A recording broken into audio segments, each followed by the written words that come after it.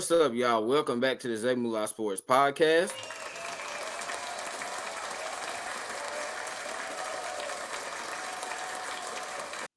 I'm your host, Isaiah. On today's episode, y'all, we have another 2024 NFL scouting report, and we have Texas wide receiver Adonai Mitchell. I have Adonai as the 5th ranked wide receiver in this draft class, and there's no knock against him, y'all. It's just there's so much talent in this draft class at the wide receiver position, but I think he's up there with Marvin Harrison Jr., Rama Duze, Malik Neighbors, and Brian Thomas Jr. This kid has a lot of talent. So without further ado, let's get into it. So Adonai Mitchell, wide receiver, 6'2", 205 pounds. His 2023 stats: 55 receptions, 845 yards, 11 touchdowns at 15.4 yards per catch. So let's get into his strengths, y'all. So his first strength is his speed. You're talking about a guy that ran a 4.3 440 at the combine at 6'2", 205 pounds, which is insane, y'all. I mean, seriously, this guy is going to be a nightmare for DBs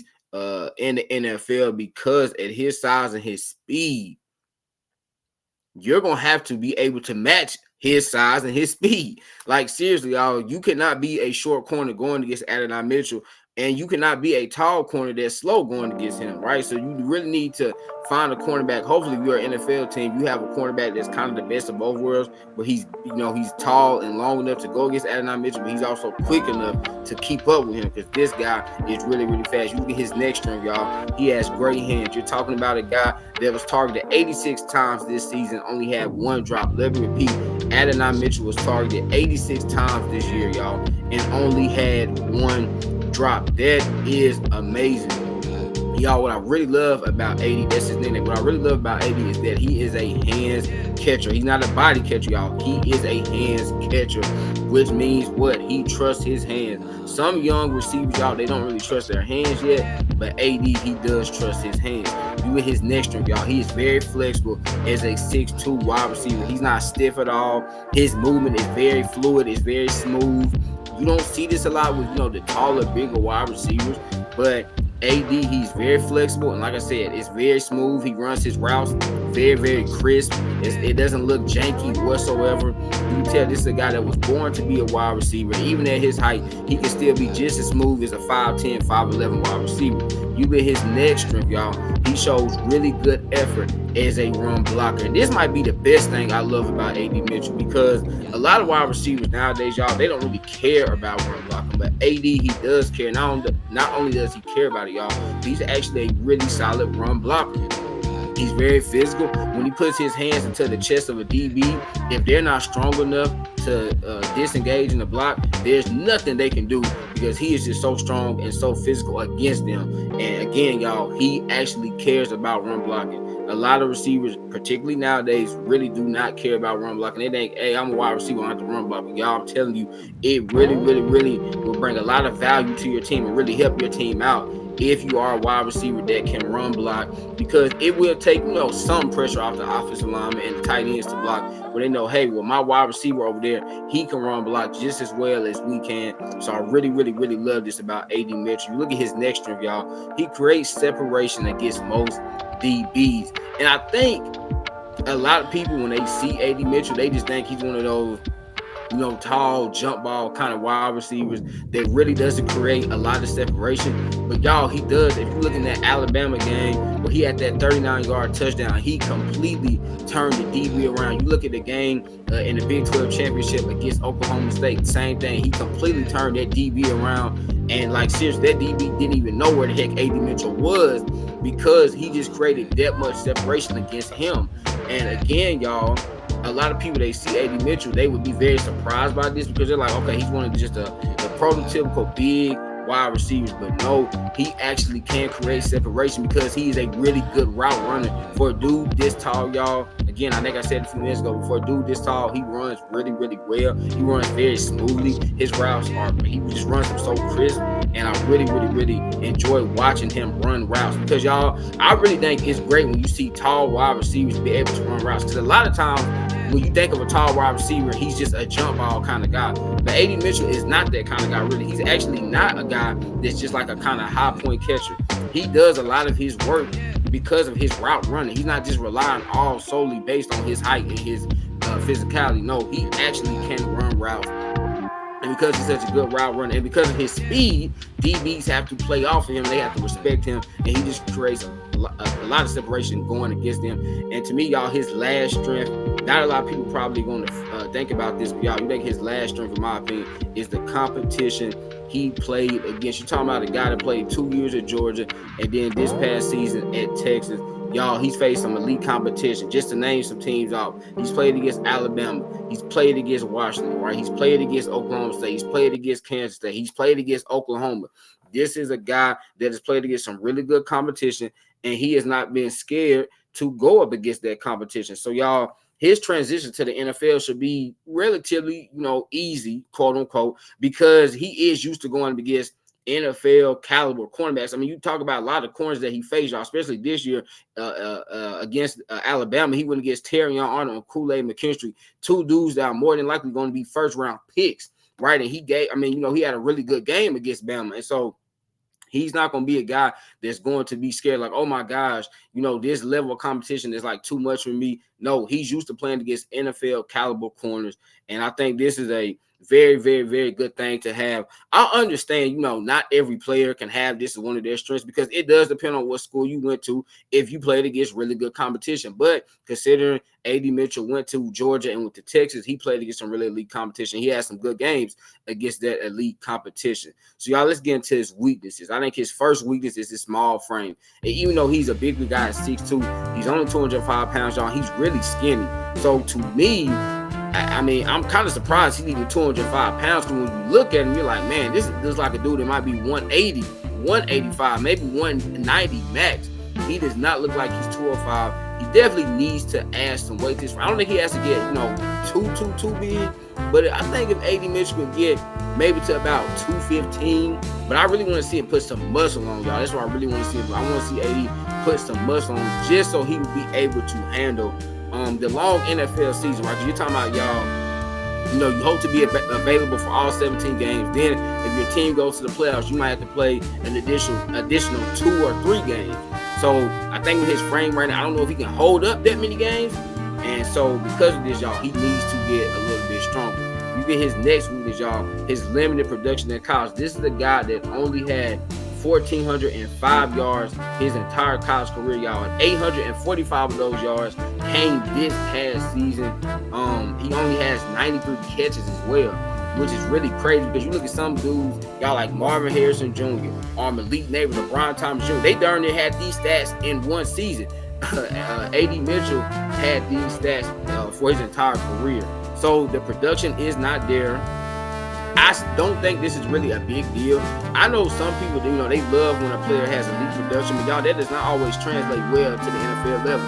You look at a guy like DK Metcalf. DK had very limited production in college at Ole Miss, and look at what he is now. I mean, DK is one of the best wide receivers in the NFL now. So that just goes to show you that having limited production in college does not mean you cannot be a productive player at the next level, because DK is a very productive player, and A.D. Mitchell, I think he would be a very productive player as well. But I'm just saying that is a fact. Yes, he does have limited production, he did have limited production in college.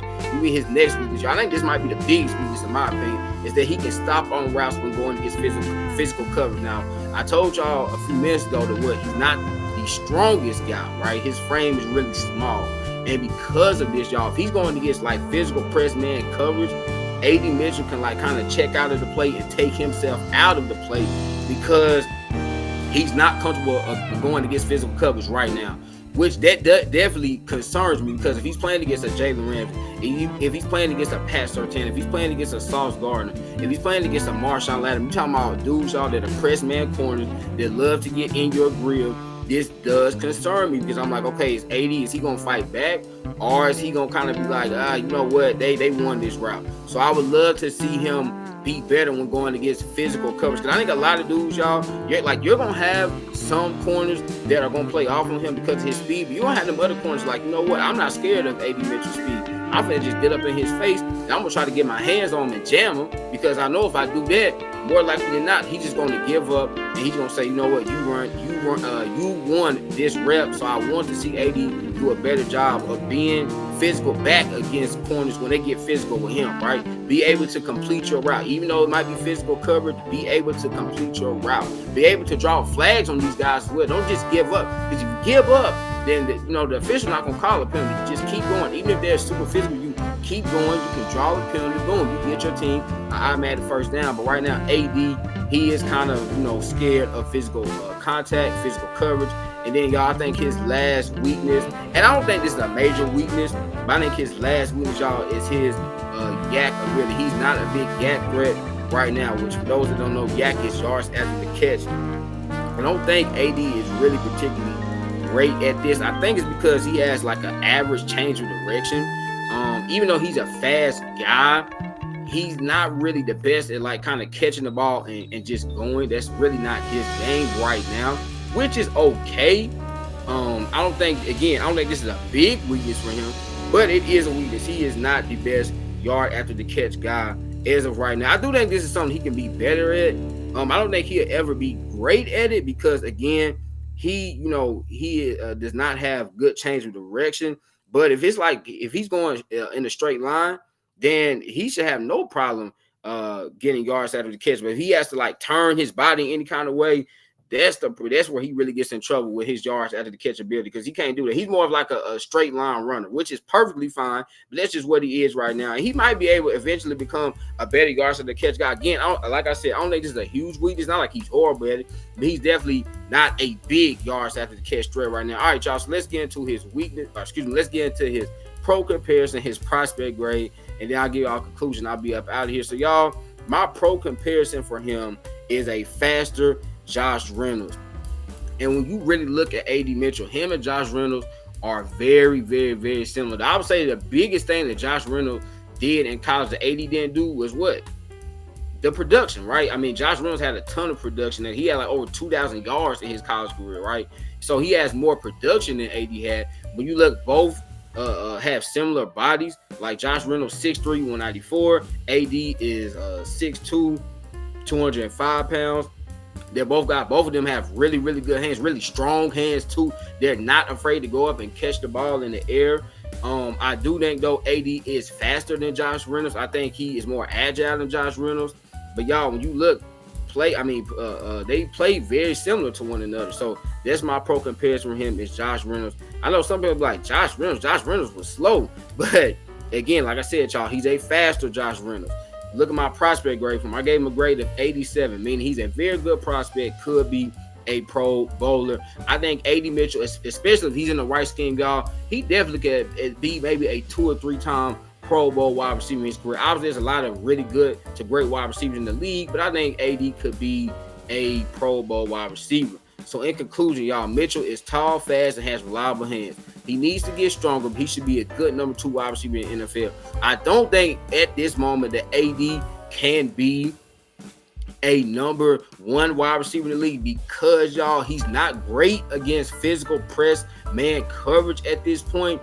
But if he ever was to get better at that, if he ever was to like be more physical against those DBs, then I think he could be a number 1 wide receiver. Right now, I think he would be a very, very good number 2 wide receiver, which is great, y'all. I mean, because, nowadays, you need really, really good wide receivers in the league. So it's not like you can only have one receiver like this. Back in the 80s and 90s, you can only have one really good receiver. But now you need multiple. You need at least 2 to 3 really good wide receivers that can get open, catch the football consistently. And AD can do that. Again, y'all, he's super tall, super fast, amazing hands, and is a really good route runner. And this dude is a really good run blocker. So I just like the skill sets that he has.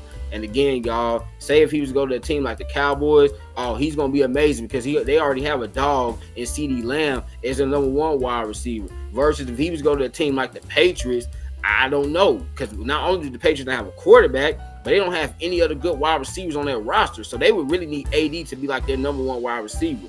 But let's say he was to go to the Browns, which they probably won't take a receiver now, but let's just say he was go to the Browns, and you already have Amari Cooper on that roster again, and Jerry Jeudy again. AD, I like that a little bit better. So I think he really needs to go to a team that already kind of has an established number 1 wide receiver, because if he does, y'all, I'm telling you, AD Mitchell is going to have a really, really, really good career. So there you have it, y'all. That was my scouting report on Texas wide receiver AD Mitchell. Y'all know I'm an indie man. I love y'all. God bless.